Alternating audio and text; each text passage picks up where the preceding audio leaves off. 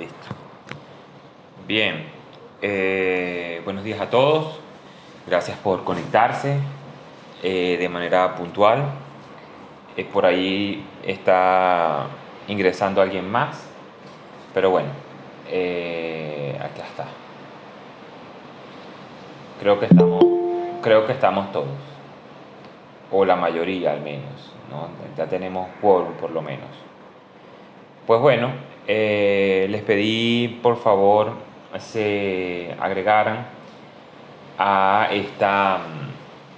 les pedí otra sesión para hablar de República y de Maquiavelo, pues porque solo pude hablar de República o cómo se entiende la República, eh, solo pude hablar de qué era la República, cómo se entendía la República, y hoy pretendo entonces cerrar ese ciclo, esa ponencia o esta clase eh, de República y Maquiavelo. Entonces hablé de la República, hablé cómo se entiende la República, qué se entiende por republicanismo en el siglo XX, eh, y ahora vamos a hablar de Maquiavelo, solo de Maquiavelo.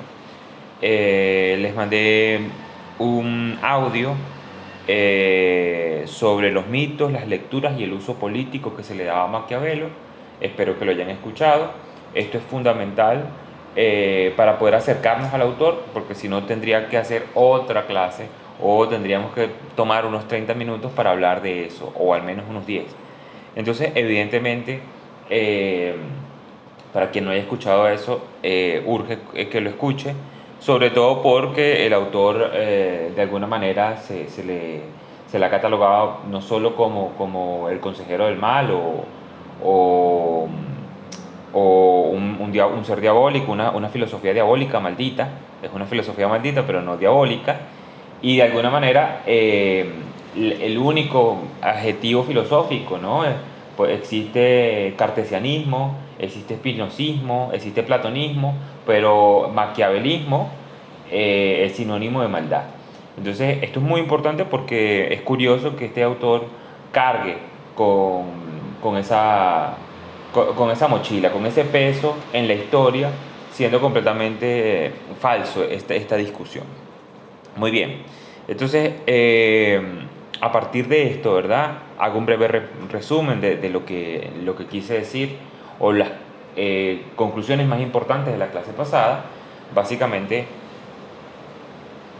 básicamente, intenté separar liberalismo de república, que el término republicanismo era un término usado en el siglo XX, segunda parte del siglo XX, por los liberales que intentaban buscar en la república raíces hondas para fundamentar su movimiento, en medio de una crisis de representatividad, en medio de una crisis de ciudadanía. Eso lo hablamos en la sesión pasada. A partir de esto, no quiere decir que el que diga republicanismo es un liberal del siglo XX. Lo único que quiero decir es que atentos, esto es una especie de clave técnica, una especie de clave crítica que deben tener, que cuando escuchen republicanismo, cuando lean republicanismo, saben que hay detrás, o tiene que olerles a liberal, tiene que olerles a que alguien lo está diciendo de alguna manera. Es muy importante comprender esto porque hay una defensa de la República. Esta es la segunda gran conclusión de la sesión pasada. Hay una defensa de la República que no existe en la concepción de república del Renacimiento. Estamos hablando y el mayor exponente del Renacimiento en el sentido político, en la concepción de la república, cuidado con esto, es Maquiavelo, ¿no? Entonces Maquiavelo, hablar de república en el Renacimiento es hablar de Maquiavelo casi que de manera sucinta. Entonces, a partir de esto, muy importante porque no se trata de defender la república, sino comprender qué es y por qué todo hombre libre tiene que aspirar a ella, o por qué todo hombre libre tiene que construir los caminos, tiene que acuñar, sumar las fuerzas necesarias para construir esto. Por cierto que este es el proyecto que va a culminar con la Revolución Francesa de la modernidad. Todo hombre moderno tiene que vivir libre, tiene que ser libre en el sentido político, en el sentido religioso, en el sentido social, en el sentido económico. Entonces, de alguna manera, esto se convierte en el proyecto de la modernidad, pero para eso tiene que pasar unos 200, unos 300 años de evolución. Y la tercera gran cosa que dijimos la clase pasada es sobre la concepción de república, aquello que es cosa y público, asunto público, y que no solo se transmite en la infraestructura que tiene una infraestructura que tiene toda sociedad, es decir, el lugar público de toda sociedad, las calles, las murallas, los puertos, los mercados, todo eso constituye lo que una ciudad es, pero además de esto, es sus asuntos públicos, es lo que conviene a todos, es lo que atañe a todos. Y en buena medida esto tiene que ser dirigido por alguien. Esta dirección, estas políticas, esta forma de articular, de administrar lo público, son los asuntos públicos, es la república, es la cosa pública. Y dije que cosa, siempre en el sentido más filosófico del término. La cosa pública, que es un término latino, vuelvo a repetir, tiene una dimensión metafísica muy importante sobre asuntos humanos, primero que nada, no asuntos divinos. Cuando hablamos de la cosa, en el sentido platónico, podríamos decirlo, es en sí, por sí, autónoma, independiente y toda aquella deducción metafísica, ¿verdad? Pero hay una cosa que también es...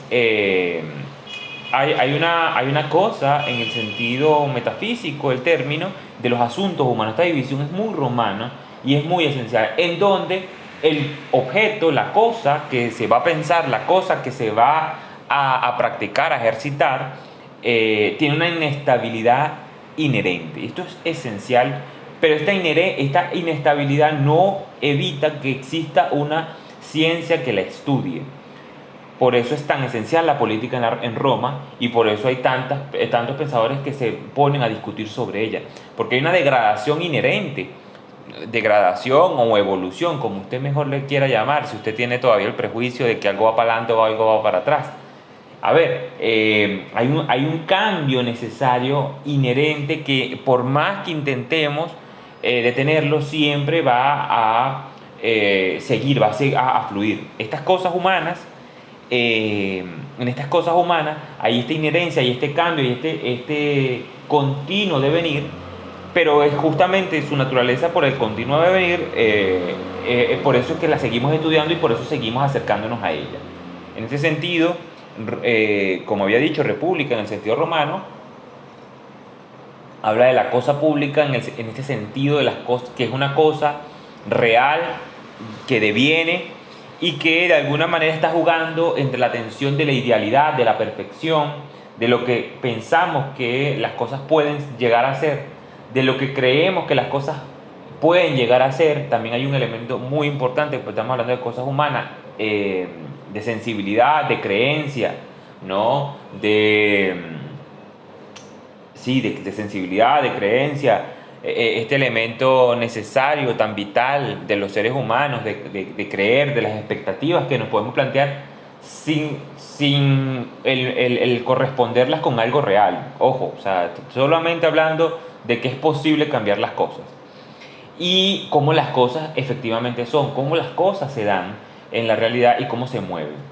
Entonces, esta tensión de la idealidad y la perfección y la cosa que ya es un hecho, las cosas como realmente son, hay una tensión fundamental entre el deber ser y el ser, que permite que lo político se empiece a discurrir. Esto completamente hablando de Roma, no hemos llegado a Maquiavelo. Entonces, ¿qué ocurre con Maquiavelo? Ahora sí, sacándole todos los prejuicios sobre el maquiavelismo, sobre las lecturas, sobre su uso político.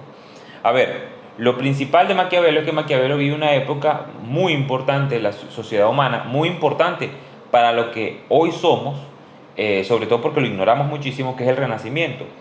¿Qué es el Renacimiento? El Renacimiento básicamente es la irrupción de una cultura subterránea, una cultura underground, que venía fortaleciéndose con el cabo del tiempo por un periodo muy grande, muy extenso, de político, social y económico, que ocurre en Europa, solo en Europa, que es la época medieval.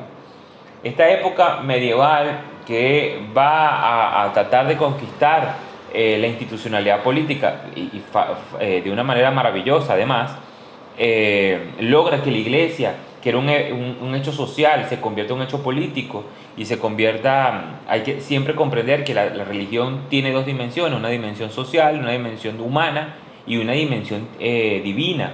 En esa dimensión social siempre hay política, siempre hay un hecho institucional.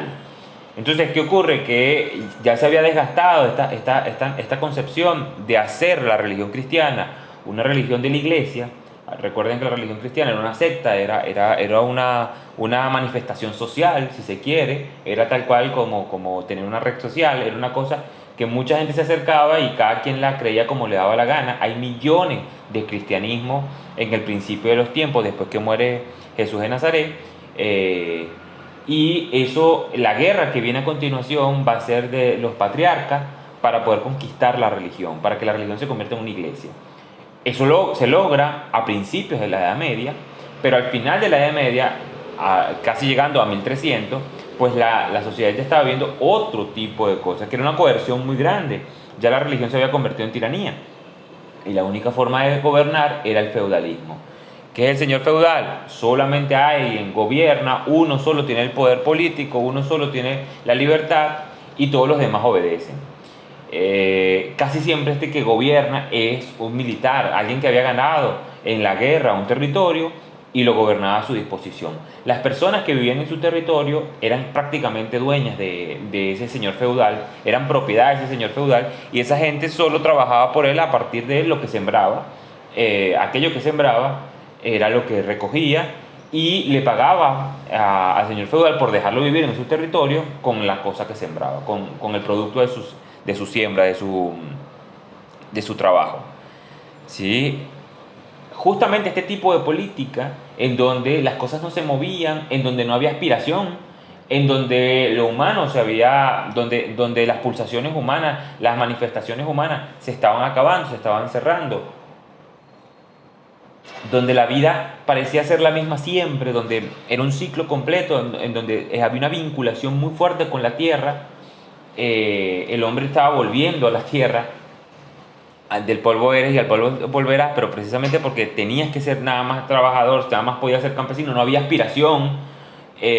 Aparece esta irrupción de esta cultura completamente underground, en donde está tratando de sintetizar esta corriente, esta versión oficial de la vida, que es la iglesia, y esta corriente que venía rodando, que venía haciendo underground, que es la magia, que es el misticismo, que es la alquimia, que es otro tipo de relación con Dios, con la divinidad, es la tradición hermética, lo que hace que se rompa esta relación. Y esto es fundamental, porque este es el contexto donde Maquiavelo, por cierto, de todos los textos que le mandé, hay uno que habla sobre este contexto, el que quiera ahondar en esto, en donde Maquiavelo tiene que empezar a pensar otra vez la república, pero ahora desde este tipo de relación. Estamos hablando de que la sociedad, el 98 o 99% de la sociedad es completamente analfabeta, no tiene ningún tipo de aspiración y se acaba de romper el único fundamento que había con la tierra, ¿no? Estamos hablando de que la peste negra, por cierto, una peste muy parecida a una por allí, que no vamos a decir su nombre, quebró todo el sistema, quebró la posibilidad de seguir, que ese proceso siguiera, ¿no? Es una fuerza externa lo que destruye al feudalismo, porque ya no era imposible seguir trabajando si había peste negra. Entonces, a ver, solamente el 2%, el 1% de toda la sociedad era ilustrada, sabía leer y escribir, podía acercarse a los textos, y evidentemente era sumamente costoso, era imposible pensar en una idea de construir una república. Fíjense que el evento histórico fundamental de Maquiavelo es un Maquiavelo que está en las cortes, es un Maquiavelo que es un hombre que se puede pagar su educación, que la educación es absolutamente privada, y que como él es el 1% de la sociedad, intenta pensar las cosas de otra manera. Siendo consejero en Florencia, una ciudad absolutamente maravillosa, porque era una ciudad de puerto, era por donde entraba todas las materias primas que necesitaba la clase pudiente de Europa, que era el 3%, el 4% de la población, y de alguna manera ahí es donde aparecen las primeras traducciones del latín al griego, del griego al latín, perdón, de Platón y Aristóteles. En ese escenario cultural es donde está Maquiavelo, que corre por sus venas esta tradición romana. Cuidado porque Roma en Italia es pesado, ¿no? Roma se asocia más con el Vaticano que con alguna nacionalidad italiana, ¿no? Incluso hoy tú le preguntas a un florentino si él es romano o si él forma parte de Italia, él te dice, no, yo soy florentino, no soy ni italiano ni mucho menos romano. Entonces, a partir de este contexto político, social, completamente fuerte, casi que pensar la República como la piensa Maquiavelo en los discursos de la primera época de Tito Livio es una utopía. Es una cosa, es un proyecto que tiene que empezar a correr. ¿Por qué tiene que empezar a correr? Bueno, básicamente porque la República no solo es el asunto público, no solo es la cosa pública, sino un vivir libre. Un vivere libre. Un vivere libre significa vivir libre, ser libre, obrar de manera libre. Y esto es bastante curioso para defender la República, porque la República no es solamente un espacio en donde hay seguridad, donde hay unas leyes, donde hay unas calles, donde hay unos puertos y donde hay una infraestructura. Hay un elemento fundamental en la República que es el vivir libre. Entonces hay que pensar bien cómo vivir libre en esta época post-feudal, porque una cosa es pensar la República antes del feudalismo y otra muy diferente es después del feudalismo, que es justamente lo que hace Maquiavelo. A ver, la República para Maquiavelo primero tiene que descartar, tiene que hacer agua sobre varias ideas que son muy fuertes en la política, pero que no le convienen a la política, porque su objeto es absolutamente deviene. Como deviene, es un asunto humano, tiene que desligarse de la mayoría de las categorías, de los cánones, de las clasificaciones que te permite lo que los objetos eternos e inmutables te dan. Entonces, a ver, para Maquiavelo, la idea del bien común es la primera que tiene que irse.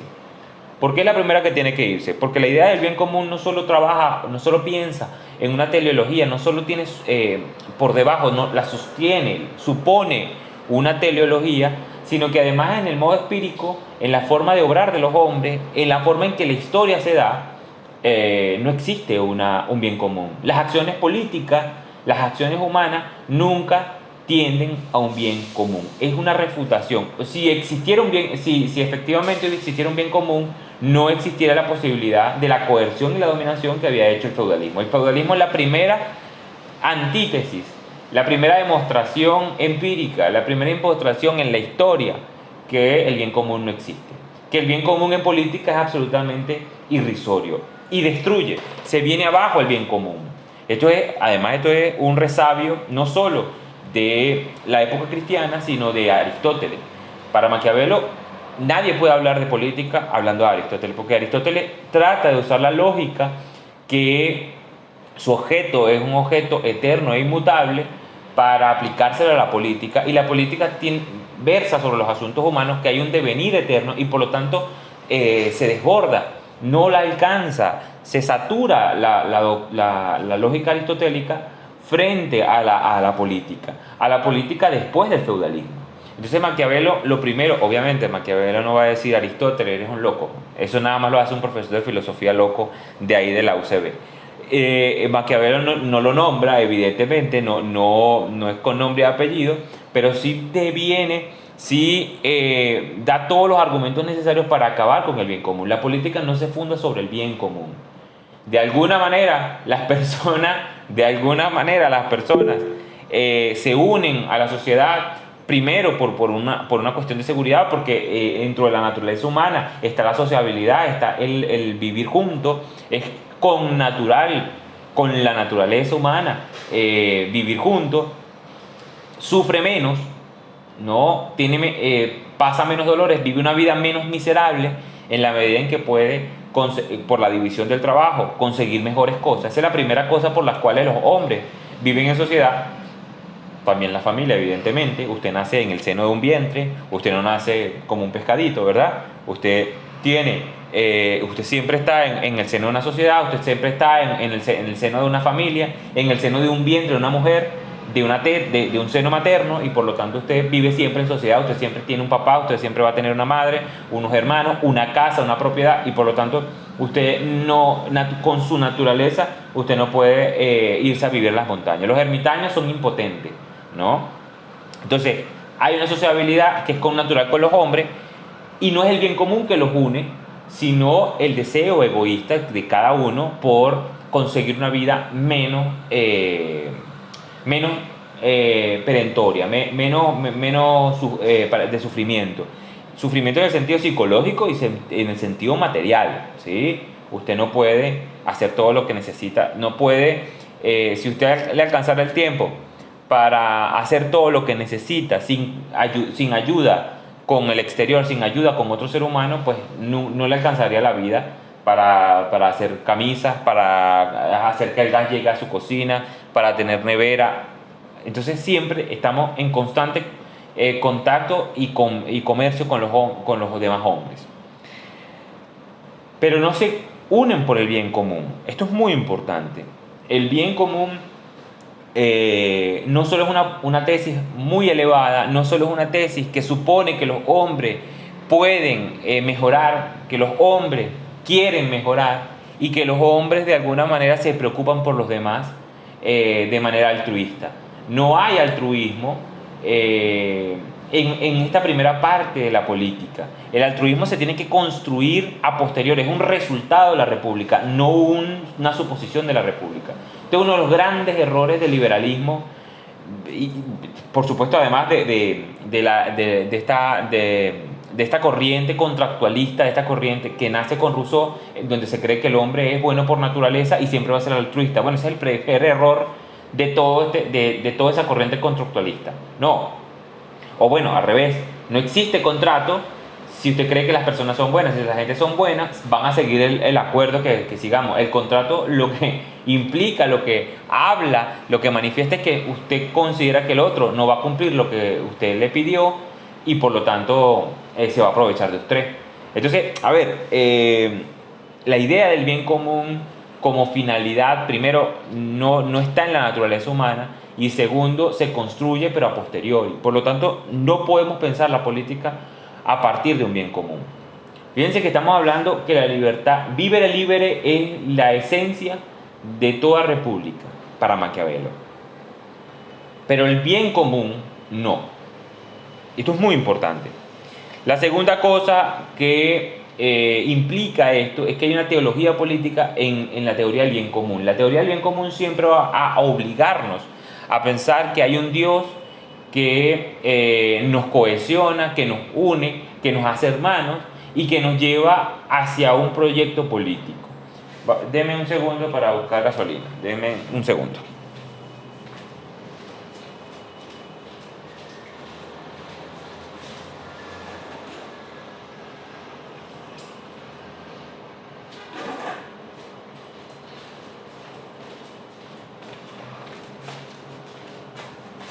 Hasta aquí claro, ¿verdad?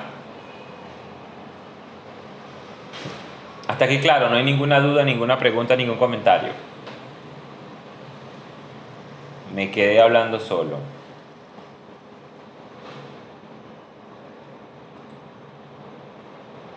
Aló.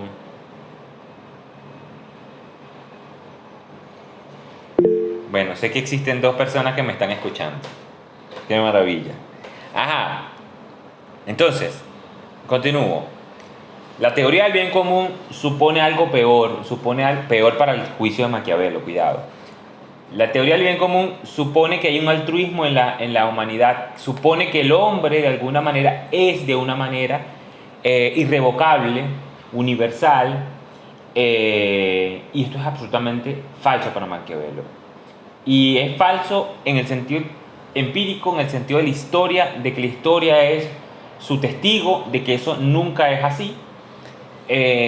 Al revés, considera que la inestabilidad política ocurre precisamente hay una historia, hay un devenir, hay una degradación de la república, de las instituciones humanas, precisamente porque la humanidad no piensa en el con una categoría como el bien común. La gente no ordena su vida por un bien común, no realiza sus acciones, no tienen el móvil del bien común.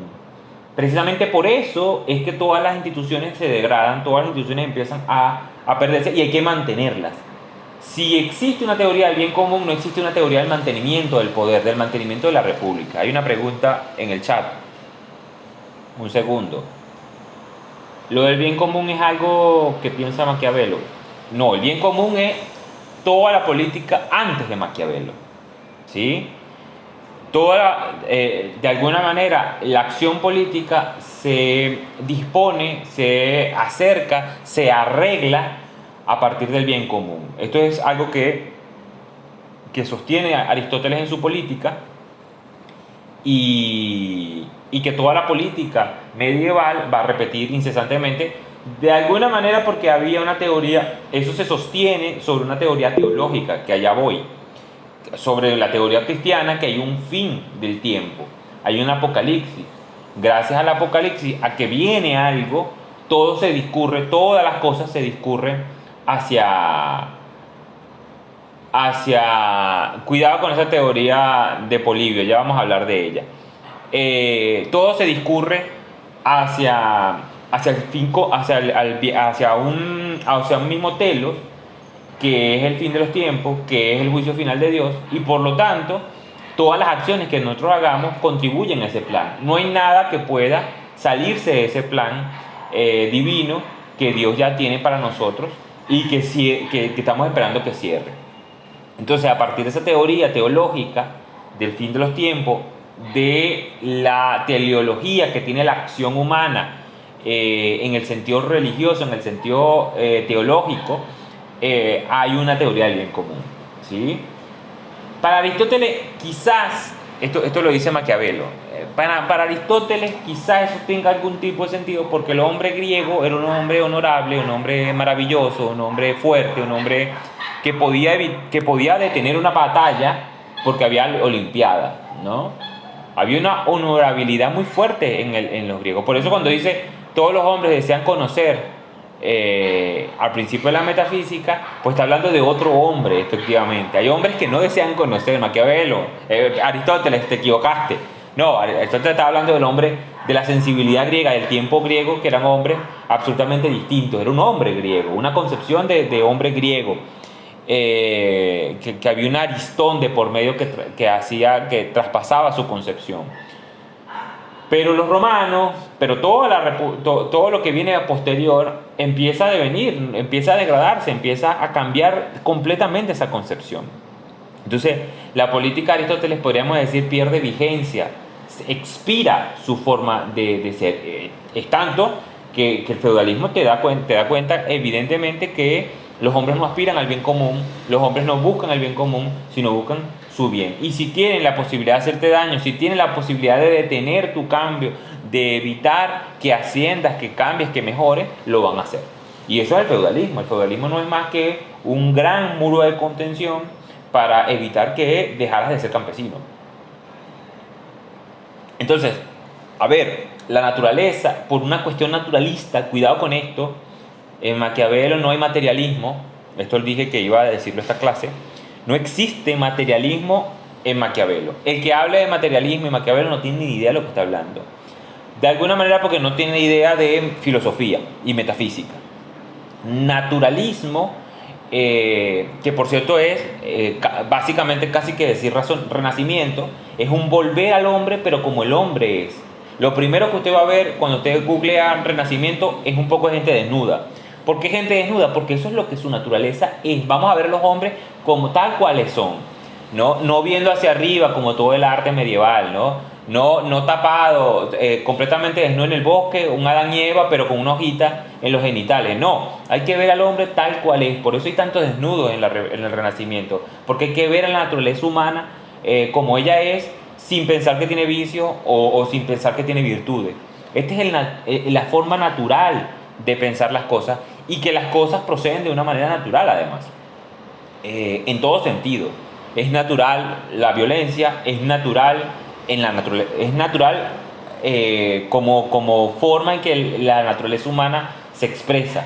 ¿No? No hay nada de malo en la violencia, en la guerra, en los vicios y en las virtudes. ¿Sí? El hombre es tan capaz de destruir, qué sé yo, el Partenón ateniense, ¿sí? Es tan capaz de destruir el Partenón ateniense como para construirlo. Fue otro hombre que lo construyó, ¿no? O aquellos hombres que se detuvieron y dijeron, bueno, podemos matarnos, pero no destruyan el Partenón, ¿sí? Los venezolanos somos completamente tiránicos, siempre nos matamos en la guerra, pero construimos la ciudad universitaria. Bueno, de alguna manera hay una virtud, es natural con el ser humano tener una virtud y también tener un vicio. No hay por qué privilegiar una cosa sobre la otra. Entonces, la teoría de Maquiavelo se centra en un naturalismo que no tiene nada que ver con el materialismo, es una teoría posterior lo del materialismo. En tanto, además, el materialismo habla de que las cosas, recuerden, teoría ontológica, filosofía one and one, metafísica 101. A ver, materialismo, teoría ontológica que sostiene que todo lo que existe, todo lo que es real, es materia. ¿Sí?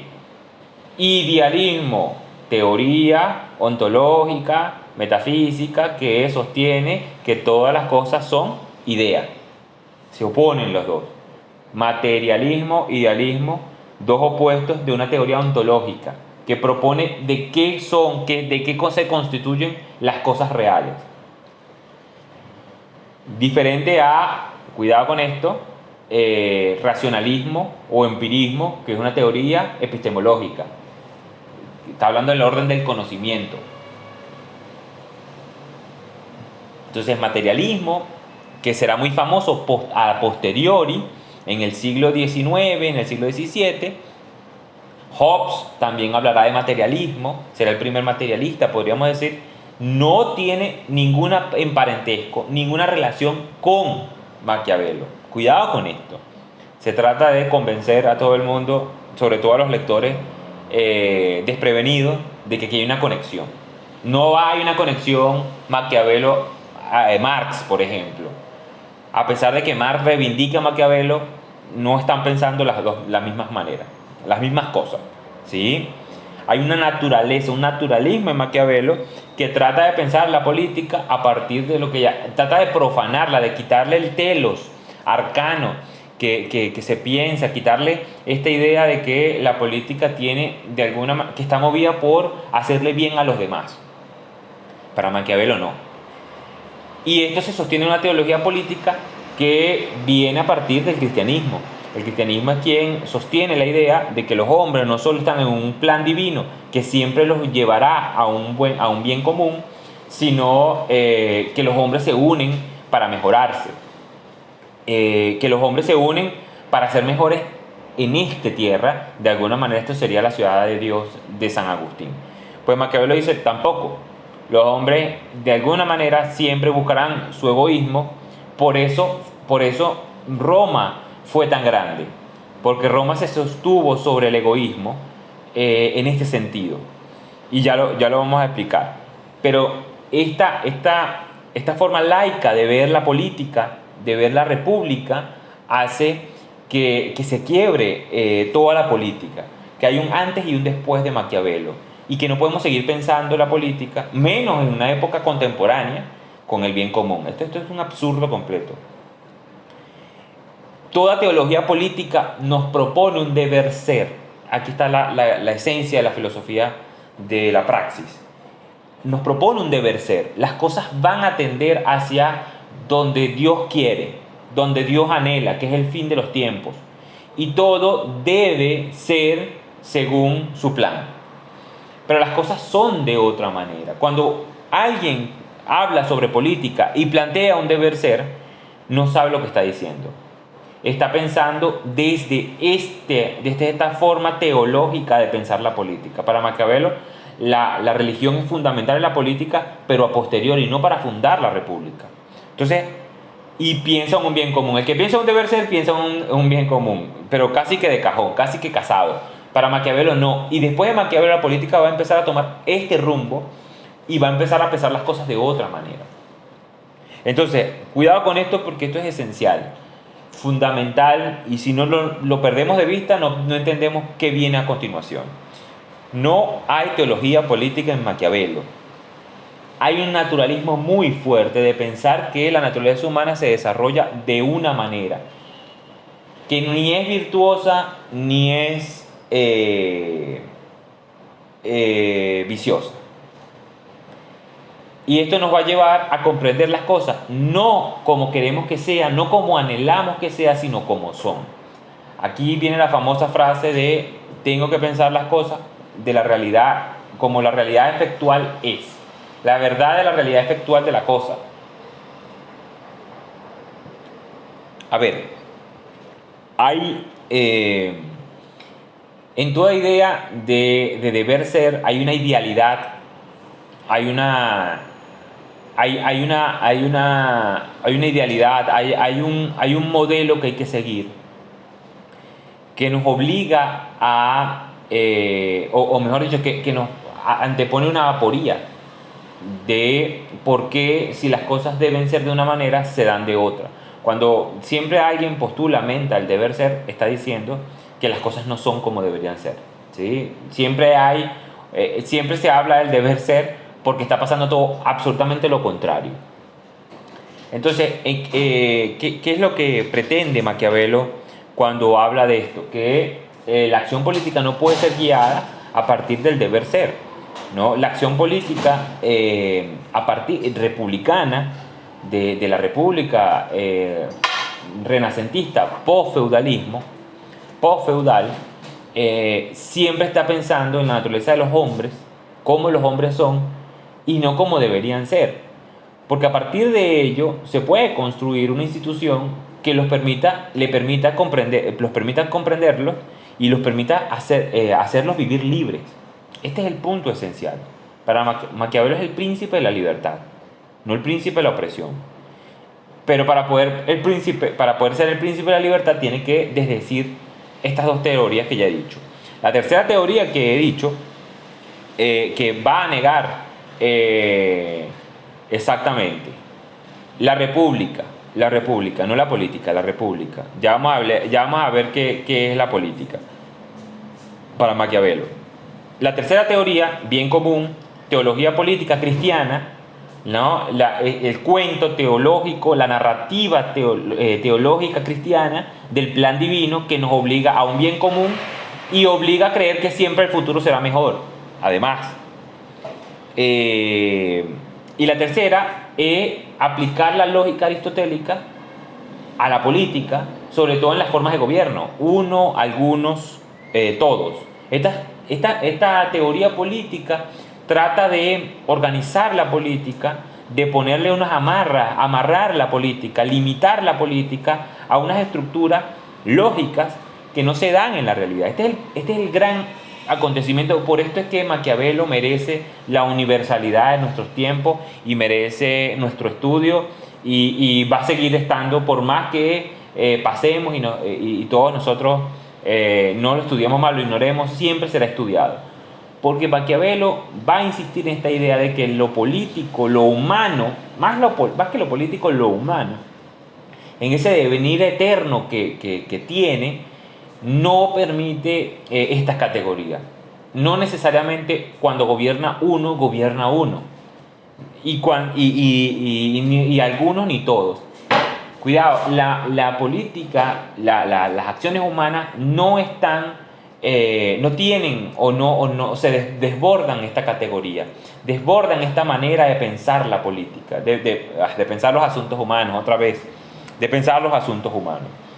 Esta forma insistente, casi caprichosa, casi empeñada de pensar que la política puede seguir estos órdenes lógicos, no es así para Maquiavelo. Y no es así, no porque Maquiavelo diga Aristóteles, otra vez, no es ese loco de departamento de praxis, Maquiavelo. No, es que tiene la historia como testigo otra vez Él va a la historia y se da cuenta, mira, aquí no hay uno, aquí no hay alguno, aquí aquí en este sistema democrático el que menos gobernó fueron todos. Entonces, hay que empezar a comprender que la universalidad no se da en política. La política tiene un universal que sería casi siempre, algunas veces, generalmente, desdice el universal lógico de todos y dice y lo pone en un matiz de quizás.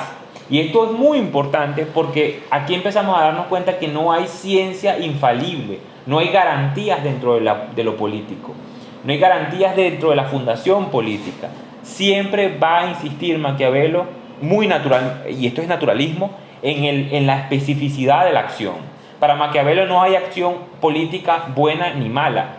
¿Por qué no hay acción política buena y mala? Porque creer que bueno y malo es universal va a negar o va a desdecir la especificidad de cada acción.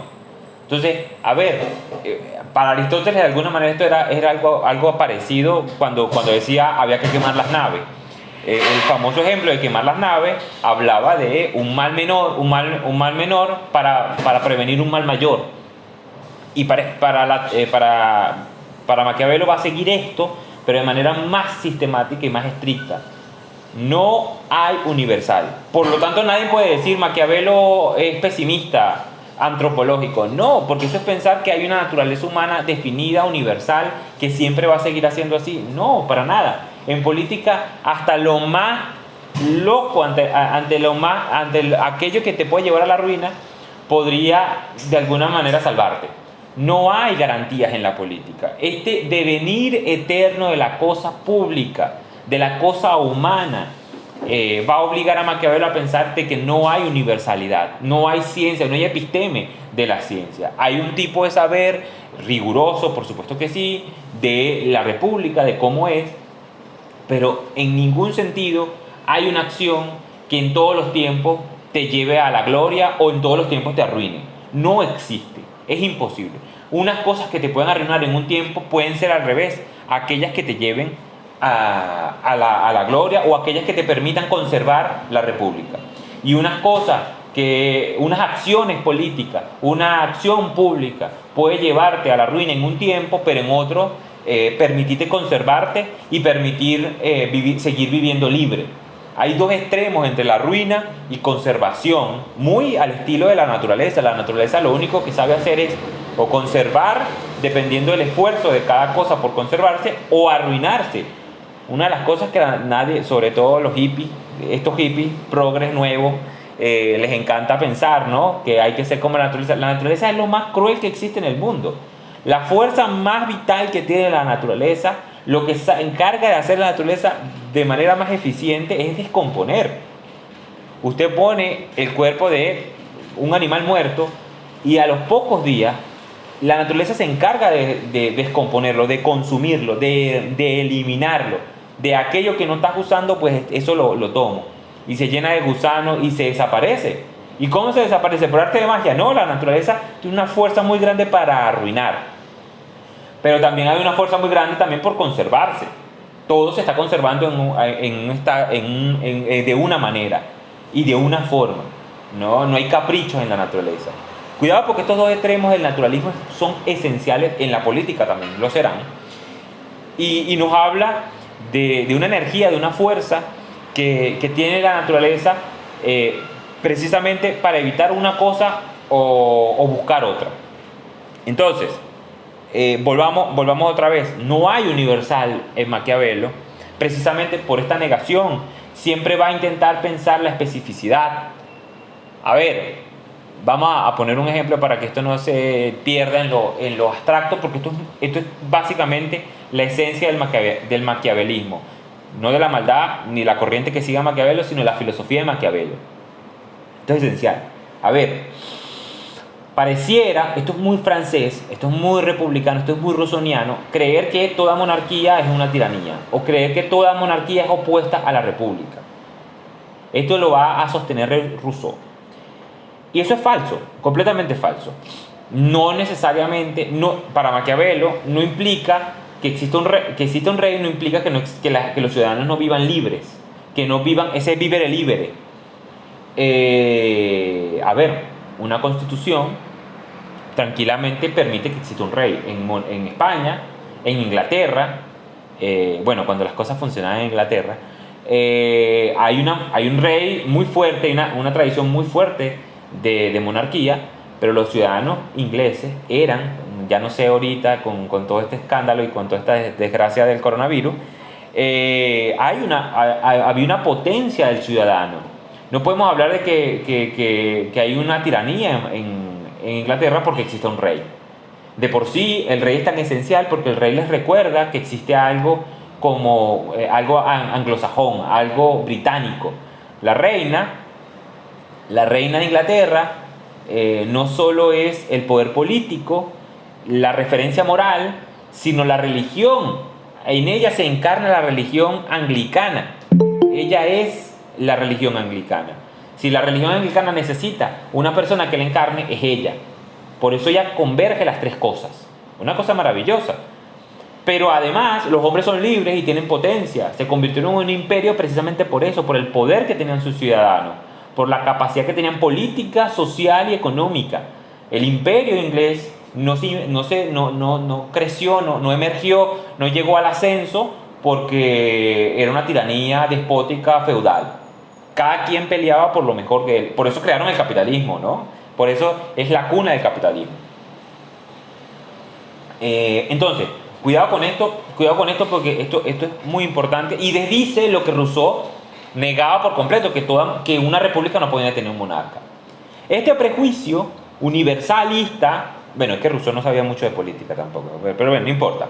Este prejuicio universalista de alguna manera podría funcionar en esa época de Rousseau, en donde el rey era casi un ser feudal y en donde hacía lo que le daba la gana. Los cuentos, si usted quiere saber lo que puede hacer un rey, qué tan absolutista puede ser un rey, vaya y véase lo que le hizo el rey a Voltaire. Entonces, en la época de Rousseau quizá eso era esencial, que una república se constituyera sin rey, porque todo rey era absolutista. Ese prejuicio, por seguir ese prejuicio, Simón Bolívar, cuando hace la Gran Colombia, le pasa exactamente lo mismo. Simón Bolívar, cuando está en la Gran Colombia, sobre todo a final de 1827, no podía sostener la Gran Colombia. Era muy difícil. Colombia, siempre ha sido Colombia. Gran le ponemos nosotros para separarla de lo que es Nueva Granada, pero Nueva Granada será Nueva Granada. A ver, ese estado que crea Simón Bolívar de la Gran Colombia o Colombia, era una cuestión, primero era una dimensión territorial muy grande, pero lo más importante es que no había una coerción social que permitiera que esos tres estados, que esas tres formas de pensar, tres nacionalidades, se unieran, pudieran tener una cohesión social, una cohesión política y una cohesión económica. Entonces, ¿qué ocurría? ¿Qué es lo que qué tenía que ocurrir? ¿Qué era lo que podía mantener esto? Una figura de poder muy fuerte. ¿Y cómo se consigue una figura de poder muy fuerte? Un monarca. Simón Bolívar, y mucha gente se lo pidió, sobre todo a finales de 1827, y además no gente muy ignorante, gente muy inteligente, le decía: proclámese rey. Si usted se proclama rey de la Gran Colombia, Colombia sobrevive. Pero ¿qué hacía? Desdecía aquel prejuicio o aquella tesis de Rousseau que una república no podía tener rey. ¿Y qué es lo que responde Simón Bolívar? No, yo no voy a ser monarca porque yo soy un hombre, en mis venas corre la libertad y yo no puedo ser monarca, yo seré presidente y aquí será una república. Bueno, aquello que parecía que llevaba a la gloria, que conservaba el Estado colombiano, lo que terminó siendo fue llevándolo a su ruina. Y por eso se separa, por eso colapsa el Estado colombiano. No había una figura de poder. Si Simón Bolívar se hubiese convertido en rey, muy seguramente no acelera la descomposición de Colombia y se sostenía, se conservaba. Quizás no en las mismas dimensiones, pero sí se conservaba. Y era lo mejor, porque los reyes caen, los reyes se mueren. Pero cuando termina siendo el libertador, vaya figura, vaya figura. Yo creo que en Europa no hay nadie que se autodeclame o lo hayan declamado libertador, Dios mío. Pero se declara más libertador y nos tenemos esta tragedia que hemos tenido nosotros de malentender aquella figura. Si Maquiavelo leyera las acciones políticas de Simón Bolívar y dijera, esto es un hombre impotente, loco, bruto, que perdió el poder, que no conservó el poder. Más bien tiene que entrar en los anales de la historia, pero como la figura que no hay que repetir. El que repita a Simón Bolívar está condenado al fracaso porque fue muy mal político, pero muy mal político. No vamos a hablar de militar porque no somos militares, pero también fue muy mal militar. Pero bueno, eso es otra cosa. En todo caso, hay que comprender esto porque lo que te lleva a la ruina en una época puede llevarte a conservar en otra. Y esta especificidad niega todo universal, por lo tanto niega que la naturaleza humana sea la misma siempre, precisamente por este devenir eterno que tiene la cosa pública, la cosa humana. Y esto nos obliga entonces a pensar en que la política es eminentemente historia. ¿Por qué? Porque nos habla de esta degradación de las acciones humanas. Siempre está ocurriendo lo mismo, pero siempre hay una novedad. Siempre está en este devenir eterno de las cosas humanas, que las cosas humanas nunca van a ser iguales, pero siempre van a ser iguales. Siempre se estará peleando, gozando, buscando honores, riquezas y placeres, los hombres, que son el motor egoísta de la acción pública, honor, placer o riqueza, pero al mismo tiempo esas tres cosas siempre están evolucionando, la naturaleza humana siempre está evolucionando y no siempre va a querer lo mismo. Por eso en un tiempo, en el tiempo de Rousseau, era inconcebible una república con un monarca, pero en el tiempo de Simón Bolívar, 300 años después, 200 años después, era necesario un monarca que mantuviera la cohesión política en esa gran Colombia. Fíjense, esta dimensión es muy importante porque nos da cuenta, este ejemplo nos da cuenta de cómo las cosas van cambiando y cómo nadie puede decir, yo tengo un principio y no se negocia, ¿sí? Hay una especificidad de todos los tiempos, de todas las acciones, de lo que quieren los hombres en cada tiempo, que nos obliga a repensar la política. Por eso la política es inagotable. Porque los hombres, la naturaleza de los hombres, siempre está queriendo las mismas cosas, los tres mismos objetos, pero siempre está en constante devenir. Siempre están buscando medios distintos para conseguirlos. Entonces, esta forma de Maquiavelo de comprenderlo, la universalidad, no hay universalidad de Maquiavelo, sino la especificidad, y negar las tres otras tesis, negar el deber ser, nos habla entonces de una forma distinta de pensar la política. La política como es devenir, este es el carácter tan esencial de la historia, por eso su libro se llama Los discursos de la primera época de Tito Livio, por cierto, otra vez con esto engaña a todo el mundo, cuando Maquiavelo le decía, ¿y usted qué está escribiendo? ¿Un libro de historia? Yo estoy buscando Tito Livio, que creo que comenté que Tito Livio era un senador de la época romana, que no conseguían sus textos, se conseguían muy pocas cosas, incluso gente citando a Tito Livio, pero no a Tito Livio. Nosotros sí tenemos los libros de Tito Livio porque los conseguimos posterior a Maquiavelo, pero en época de Maquiavelo no existía los libros de él, los textos de él, las obras de él. Entonces cuando le preguntaban, ¿y qué usted está escribiendo? Yo estoy escribiendo un libro de historia. ¿Y qué libro de historia es? Los discursos de la primera época de Tito Livio, cuando Tito Livio era senador. Pero cuando usted lee la primera época de Tito Livio, lo que hay es una teoría muy fuerte, una ontología de la república. Cuidado con esto. ¿Y por qué? Bueno, porque de alguna manera construir la república, construir el espacio público, construir por qué la república te lleva a vivir libre, siempre se sostiene a partir de ver al pasado. Pero ver al pasado no de manera erudita, simplemente para saber. No hay cosa más inútil que saber por saber. Uno siempre sabe por algo más. Porque uno quiere ser libre, porque uno quiere tener poder, porque uno quiere conservarse de mejor manera, porque no quiere arruinarse de manera más acelerada. Entonces, para Maquiavelo hay un elemento político fundamental que es el futuro. Toda república, todo vivir libre habla del futuro, de que el futuro no está hecho, que es incierto y es el resultado de las acciones que tomemos en el presente.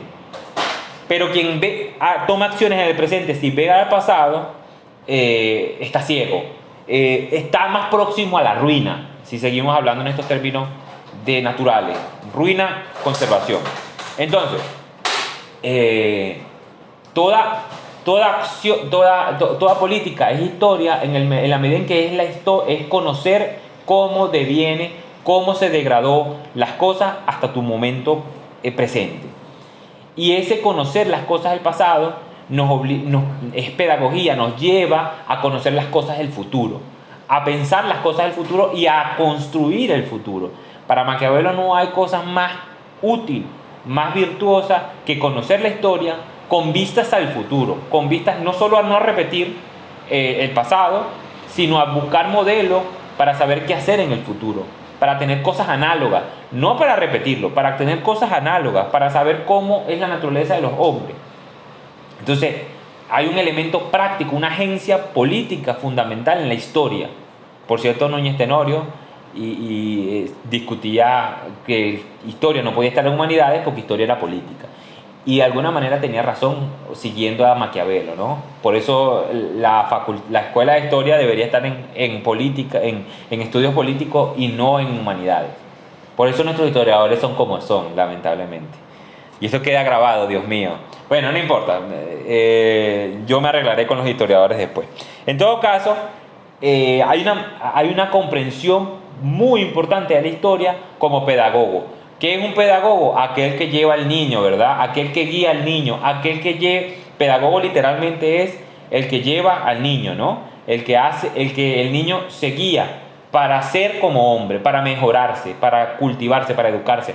Hay una idea de cultivo que la historia tiene que dar y que además solo quedaba restringida para pequeños eruditos que pensaban en la historia. Incluso hay un desdén por la historia, porque la historia no enseña nada. Eso dirá Descartes, bien alejado de la verdad. Fíjense, esto es gravísimo.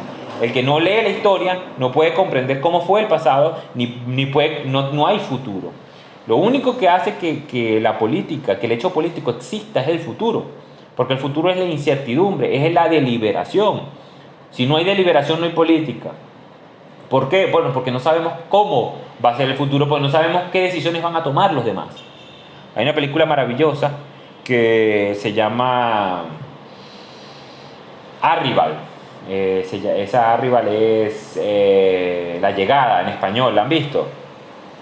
¿La han visto? ¿Alguien más la ha visto? Pues si no, voy a hacer un spoiler alert. Bueno, a lo mejor no están, a lo mejor me están atendiendo 3 personas, entonces vamos a decir que el 100% de la clase respondió. Bueno, en Arrival ha perdido mucho tiempo de su vida, Rosmar. Vaya y vea, por favor, vaya y vea Arrival. En Arrival, no voy a hacer spoiler, pero en Arrival llega un momento en donde se puede ver el futuro. ¿Y qué ocurre si se puede ver el futuro? Si podemos si podemos concebir nítidamente el futuro. Y la película termina, o la película te dice esto de una manera magistral. Esto es muy maquiavélico y muy naturalista.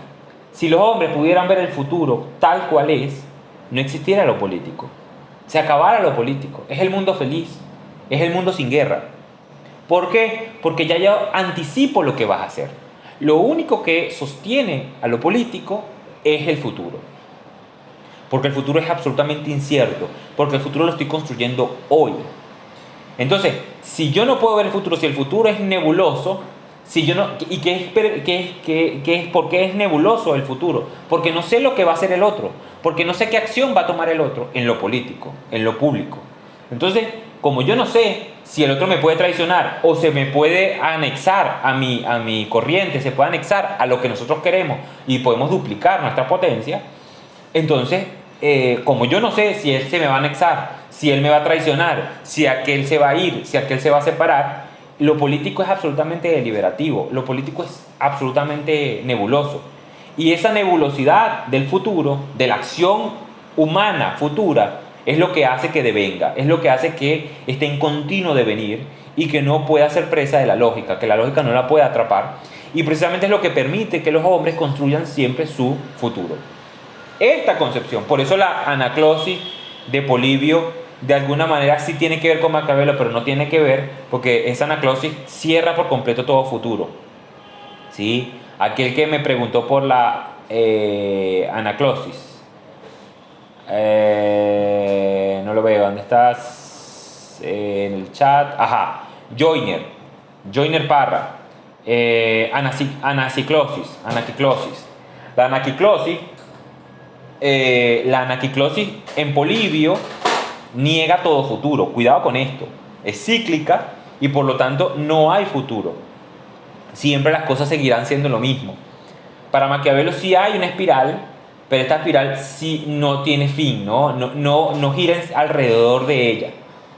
Por eso la anaquiclosis de Polibio se quiebra también en Maquiavelo. Cuidado con esto. La anaquiclosis es una teoría que piensa que toda la vida humana siempre está en constante movimiento, en constante ciclo, y por lo tanto hay varias etapas, 4 en realidad, 4 etapas que siempre se están repitiendo hasta la eternidad. ¿Vas a decir algo, Joiner?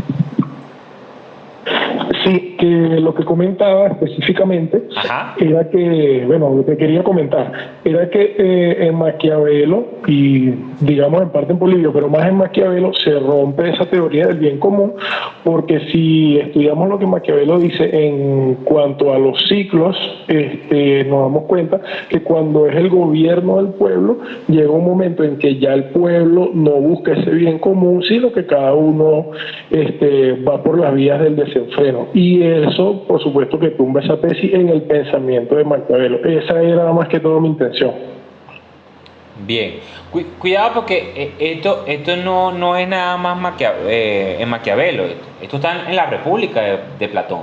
Bueno, en Politeia, Dios mío. Ni yo sigo lo que yo comento.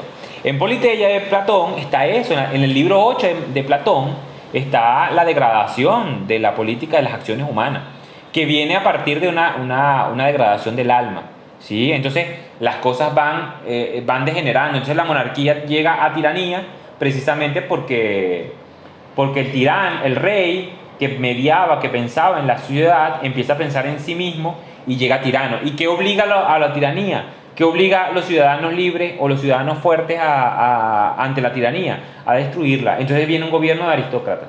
Y ese gobierno de aristócratas, con el tiempo, va a degradarse en una oligarquía de un gobierno de los que tienen más y quieren solo tener más, y eso va a obligar a que la muchedumbre, toda la gente tome el poder político por la fuerza, y ahí va a llegar la democracia. Pero la democracia también va a degradarse y va a llegar a oclocracia, y en ese momento volvería otra vez a la república. Eso es lo que dice Polibio más o menos.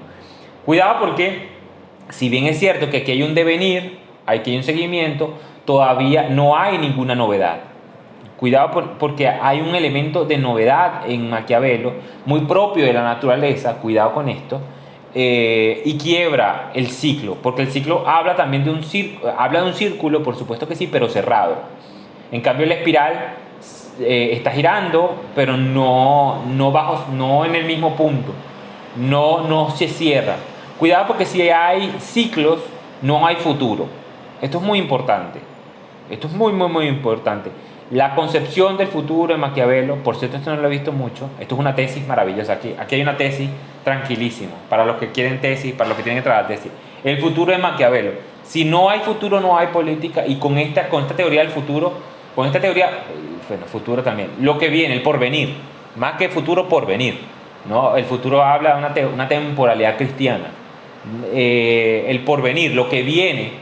Si no hay una teoría de lo que viene nebulosa, si no hay una teoría incierta que obligue la deliberación, no hay política para Maquiavelo. Cuidado con esto. Y la anaquiclosis de Polibio niega todo futuro. El cristianismo niega todo futuro. No hay futuro en cristianismo, porque el fin de los tiempos es lo que Dios venga por el plan divino, ¿sí? A donde menos hay futuro es el que quiere un futuro, no sea cristiano. A ver, cuidado con esto porque aquí llegamos entonces al punto más importante. Ojo, la historia como pedagogía es un problema ontológico de la naturaleza, que existe una novedad, que existe la posibilidad de que las cosas cambien, de crear cosas nuevas, cosas inauditas, y que nace a partir del deseo de los hombres, de cómo los hombres son. Por lo tanto, la historia es no solo pedagogía, porque te permite anticipar lo que puede pasar en el futuro, sino además es la historia del devenir, además es el devenir de las cosas humanas. Entonces, hay dos razones fundamentales, dos causas por las cuales la historia es política. Primero, por el devenir de las acciones, de la acción humana, de la cosa humana, y segundo, porque te enseña. Cuidado, porque esto es esencial, no es porque a Maquiavelo se le ocurrió, no porque él sabía mucho de historia y dijo, bueno, esto es lo que yo sé, así que vamos a hacer filosofía a partir de esto. Si entendemos todo lo demás, pues entonces ya podemos comprender lo político. Ya yo anticipé que era lo político para Maquiavelo. Para Maquiavelo, lo político es conflicto. ¿Qué es conflicto? Confluir. Es cuando una fuerza llega con otra, se anticipa con otra, choca con otra. Si no hay conflicto, no hay política. ¿Qué hace que exista la política? El tumulto, el poder ir en direcciones contrarias. Cuando unas personas quieren una cosa y cuando otras quieren otra. Eso es lo político, porque se tiene que encontrar en un espacio común, en un topos, en donde los dos convergen y los dos están anteponiéndose. Esto termina en guerra civil. Si esto termina en guerra civil, o sea, en aniquilamiento de una de las partes, no hay política. Se acabó la política. La política es poder mediar, poder hacer la síntesis de esas dos fuerzas y poder hacer algo en conjunto. Si no hay esto, no hay política. O sea, tiene que haber una institución política y tiene que haber una oposición a esa unión política. El atreverse a hacer algo y el no medir y que las consecuencias no sean graves para hacerla es la acción política, literalmente. Toda acción política se mide a partir de sus consecuencias. Si es posible hacer algo, hacer un daño y no recibir las consecuencias de ese daño, lo voy a hacer. Entonces, ¿qué es el juego de la política? El juego del anteponerse, el tener el poder necesario. Y la ley viene a partir de esto. La ley no es más que la posibilidad de los que tienen el poder de hacer lo que quieren y aquellos que no tienen el poder resistirse. Este juego de resistencia, este juego de tensión, de jalar, de evitar que la ley sea lo que el tirano, de quien tiene el poder, quiera, es el juego de la política. O mejor dicho, la dinámica política. Ningún juego, pues una cosa muy seria. La dinámica de la política. El poder hacer lo que quiero viene a partir de la resistencia que tiene el otro de hacerlo. Si puedo hacerlo, tengo el derecho de hacerlo. Este juego político de resistencia, de atreverse a hacer las cosas, y me atrevo porque mido las consecuencias. Y si las consecuencias son más graves de lo que quiero hacer, no lo hago. A partir de esta maniobra, de este rango de acción, es que aparece lo político para Maquiavelo, que es un puro conflicto. Pero ese puro conflicto es lo que hace que los hombres sean mejores. Por eso el padre de todas las cosas, decía Heráclito, es la guerra. En este sentido es el polemos. ¿Qué es el polemos? Esto, el converger, el que las fuerzas se estén chocando y midiendo incesantemente. Las leyes buenas necesitan buenas armas, dirá Maquiavelo. ¿Por qué? Porque si las leyes son buenas, pero los ciudadanos son malos, la ley va a morir. Y si hay buenas armas, siempre va a haber buenas leyes. A ver, este es el clásico, por eso esta política republicana de defender el uso de las armas. ¿Por qué se defiende el uso de las armas? ¿Por qué un republicano defiende el uso de las armas? Porque tiene que tener control de la violencia. ¿Por qué tiene que tener dominio de la violencia cada ciudadano? Porque el ciudadano tiene que defenderse a sí mismo, a la república, y no puede, y esto evita que el que tiene la suprema potestad de la república, quien tiene el poder político de la república, se tenga un descontrol, una desproporción de su fuerza. Cuando un rey agarra y saca la Guardia Nacional sabe que tiene ante sí un posible soldado al frente, que es el ciudadano común. A ver, para defender la nación, pero para defenderse a sí mismo. A ver, el ejemplo clásico es Suiza. Suiza no tiene ejército, saben eso, ¿verdad? No tiene ejército, pero tiene una milicia. La milicia es todos los ciudadanos de ese estado. Todo aquel ciudadano suizo a los 17 o a los 16 años tiene que hacer servicio obligatorio militar. Y cada ciudadano es un militar en potencia. Por eso en Suiza usted no ve ningún revoltorio. Por eso en Suiza usted no ve una Guardia Nacional disolviendo más manifestaciones. Porque si la Guardia Nacional sale, si la gente, el componente militar sale a reprimir a la gente va a responderle con fuerza. Por eso usted nunca va a ver una manifestación en Suiza que se disuelva a palo.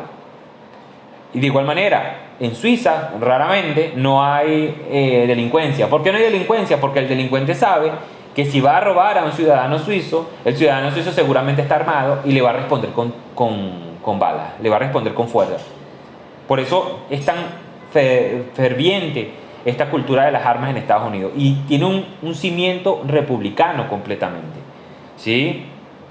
Yo me defiendo de otra nación que quiere invadirme, otra nación que me haga guerra, pero me defiendo también de quien tiene el poder.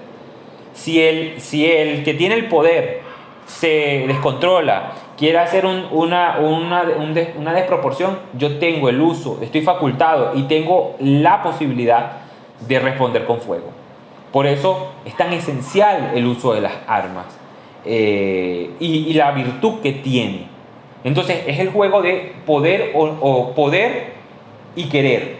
Es el juego o la dinámica de me atrevo o no me atrevo. Si la sociedad está armada, es más difícil dominarla, es más difícil doblegarla. En este sentido, entonces, la república es siempre, primero que nada, conflicto. Pero segundo, y lo más esencial, y con esto terminamos, que es la creación de orden, que permite, que faculta la libertad. Por supuesto que sí, en principio, la república como fundamento es el conflicto. Y cuando se apaga el conflicto, se apaga la república. Así de simple. ¿Por qué Roma fue lo que fue? Porque cada hombre quería el bien personal, pero ese bien personal converge con el bien de toda la república. Y porque le interesaba a la república, se hacía parte de ella. ¿Y por qué le interesaba? Porque conseguía beneficios, más beneficios que daños, más que perjuicios. Y además de esto, obligaba la ciudadanía. Es un hecho polémico, es un hecho político, pero polémico también. Es un hecho siempre de resistencia, siempre de manifestación, siempre de evitar. No hay ciudadanía pacífica, no hay ciudadanía de que felices somos. La ciudadanía se ejerce no con el voto, siempre manifestándote en contra de lo que el poder puede hacer. Por eso la manifestación siempre será un hecho ciudadano, pero también el ejercicio de la violencia también. Entonces, esta idea de manifestación pacífica es absolutamente antirrepublicana, porque quiere eliminar el conflicto. Al revés, el conflicto tiene que avivarse. Y precisamente el poder de la ciudadanía es evitar que con las leyes se haga lo que el tirano quiere, se haga lo que el poder quiere. En este sentido, la política es, para Maquiavelo, la política y lo republicano o mejor dicho, la política es el conflicto. Ahora, resolver los conflictos a partir de un orden para establecer la libertad y para establecer la seguridad es lo que crea la república. Un orden. Este énfasis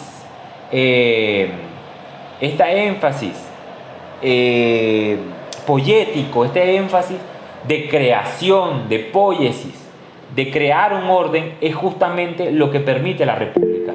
La república crea, produce un orden que permite establecer jerarquías, que permite establecer resortes, que permiten que la ciudadanía no se deje y contener a quien lleva la suprema potestad, quien lleva o quien dirige las instituciones republicanas.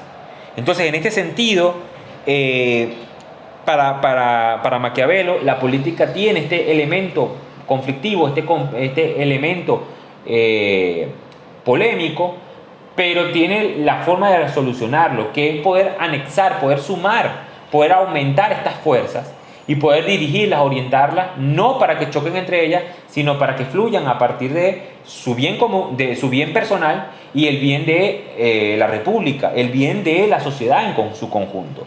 Entonces, de alguna manera, la república siempre crea un orden. Hay un elemento poético, artístico, de quien tiene el poder para crear un orden y para que se sostenga más allá de su vida. ¿Por qué hay política? Porque hay un deseo de gloria. ¿Y cómo se consigue la gloria? Haciéndole bien a los demás y que aquel bien que tú le haces a los demás se sostenga en el tiempo. ¿Por qué Jesús de Nazaret tiene gloria? El hombre más glorioso es Jesús de Nazaret. ¿Por qué? Porque aquello que dijo fue tan fuerte, tuvo tanta vigencia, le hizo tanto bien a la humanidad, que se sostiene, que se conserva. Un tipo que murió hace 2000 y tantos años, seguimos repitiendo y seguimos diciendo lo que él es, y todavía hay gente que lo sigue. Bueno, ahí hay un poder, hay un orden que ha creado Jesús de Nazaret para mantenerse a partir del tiempo, incluso más allá de las generaciones que vivió él y que su familia o quien esté cercano a él. Esto es lo que implica el orden político republicano, el poder crear un orden más allá de los hombres y que este orden pueda funcionar más allá de que el deseo de los hombres, más allá de la expectativa, del egocentrismo de quien lo crea. Y lo más importante es que permita que los hombres vivan libres. Esto es la república para Maquiavelo. Sin bien común, sin teleología política y sin que la lógica haga un universal que doblegue al conflicto político, que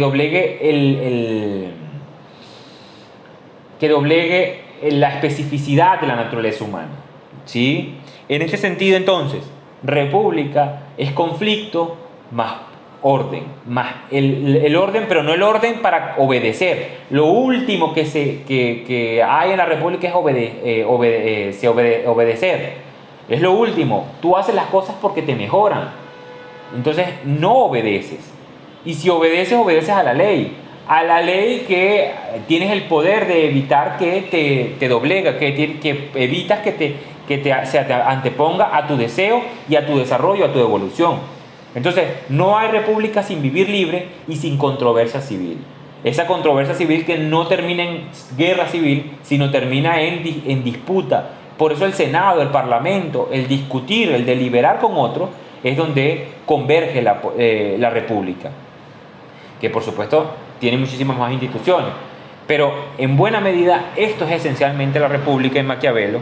Y hay un elemento muy fundamental de orden, de creación de orden que genera quien detenta el poder republicano, que permite superar el tiempo, que permite trascender a ese devenir. ¿Qué es lo meramente republicano? Vivir libre, superando el devenir, la degradación del tiempo. Por eso te haces histórico porque se sigue, porque se hace eterno aquello que hiciste. Por ejemplo, el derecho civil, el derecho positivo de los romanos, todas las sociedades lo copiaron. ¿Por qué? Porque todas las sociedades eran una chupamedia de los romanos. No, porque funcionaba. No les interesaba si Roma lo había creado, es que funcionaba, es que era muy potente y generaba más armonía de los conflictos o las guerras, evitaba más guerra y generaba armonía. Bueno, entonces ese derecho romano, ese derecho positivo, todas las sociedades lo implementaron. Por eso tiene un poder ese derecho positivo y por eso permitía que las personas tuvieran un vivir libre. En esa medida es la creación de órdenes en el sentido republicano. Y es lo que se aspira dentro de la república. Y eso es lo que permite que los hombres sean mejores. Pero porque quieren cada uno, por la virtud individual. Bien, creo que esto era exactamente lo que quería decir. Creo que no me queda más nada que explicar. Abro los micrófonos para los que quieran preguntar, dudas, preguntas. Tengo varias preguntas acá en el chat, voy a leerlas.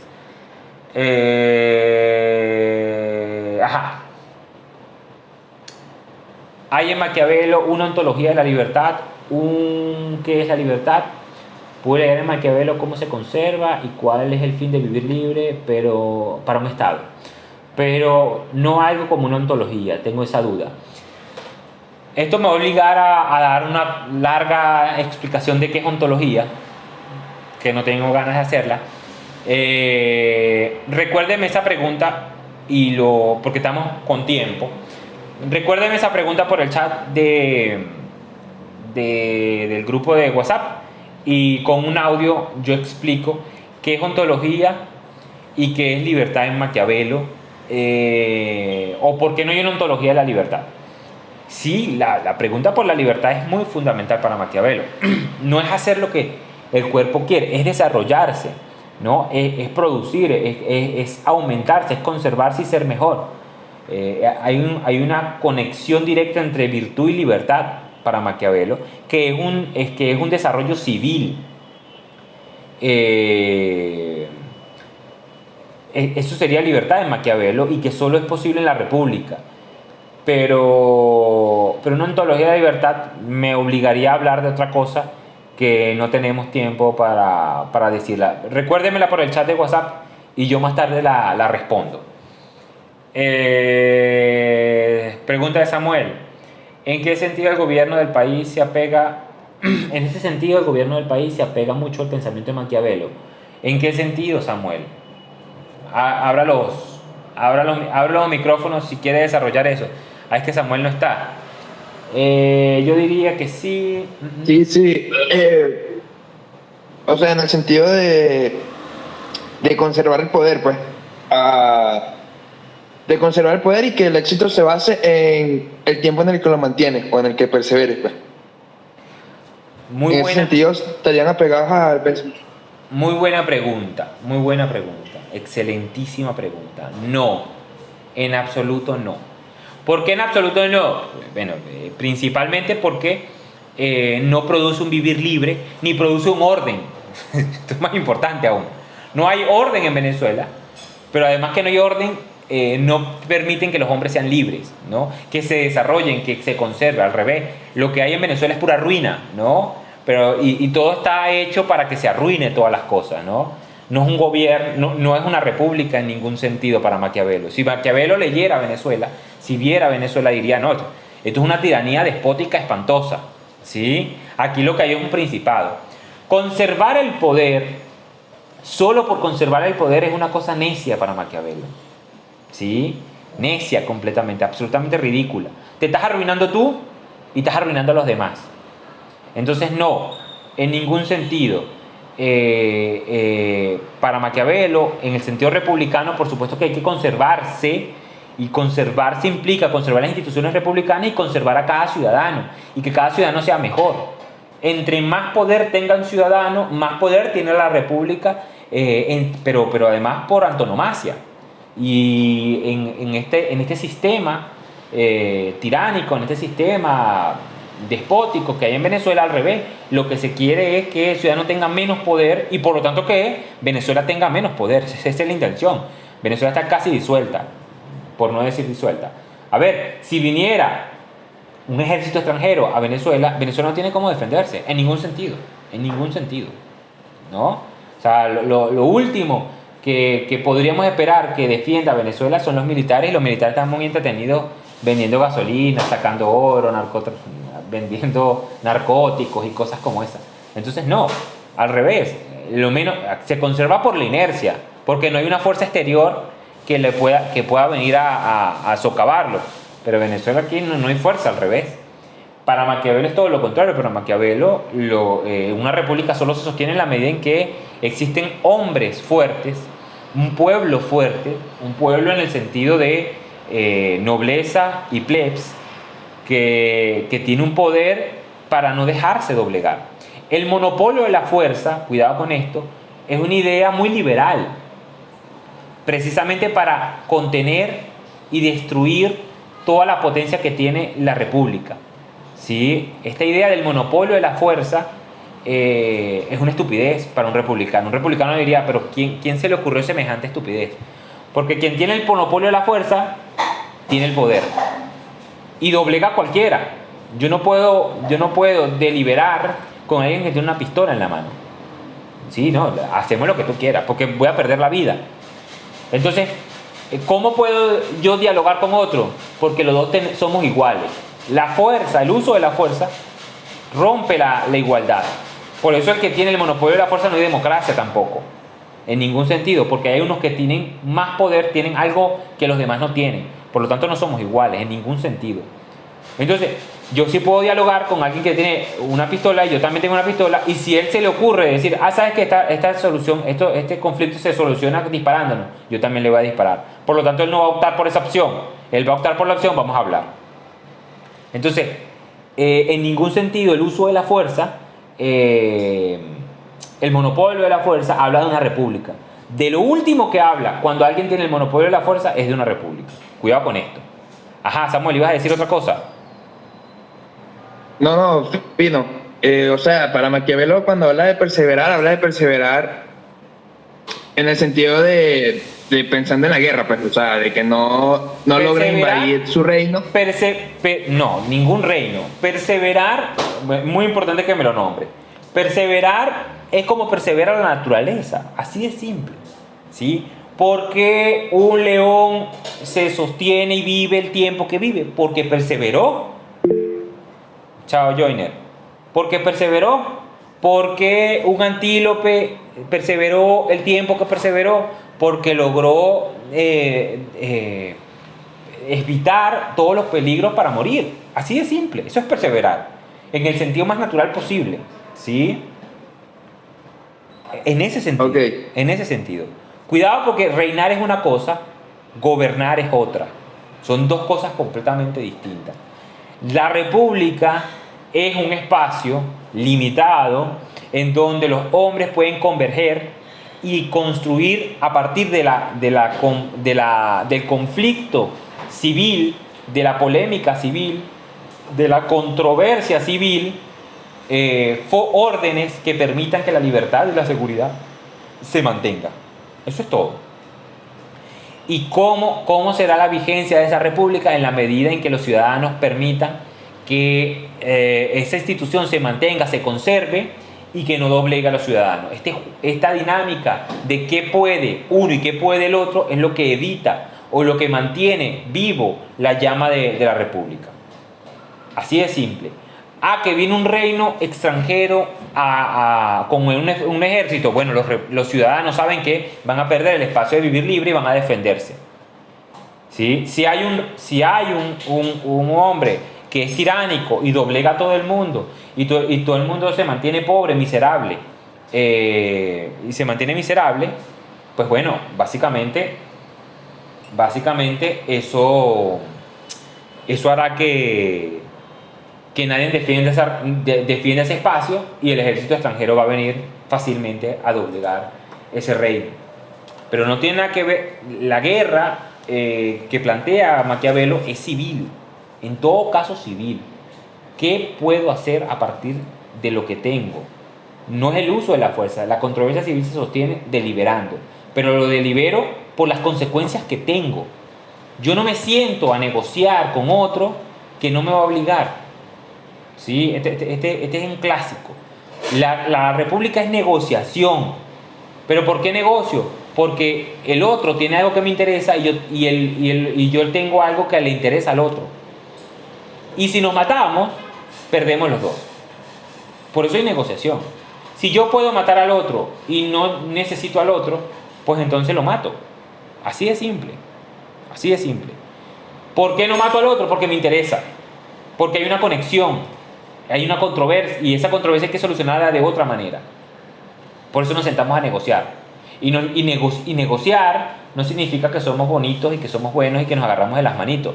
Es que los dos tenemos algo que perder y los dos tenemos algo que ganar. Por lo tanto, negociamos. La negociación es la puesta en escena del poder, ¿sí? De la capacidad que tengo y de las cosas que puedo hacer. Esto es fundamental para la república, ¿sí? Cuando hay guerra civil, se acabó la república. No, ya no hay más nada que hacer. ¿Se ve? Sí, claro, profe. Gracias. Bien, lo dejamos hasta aquí, estamos en tiempo.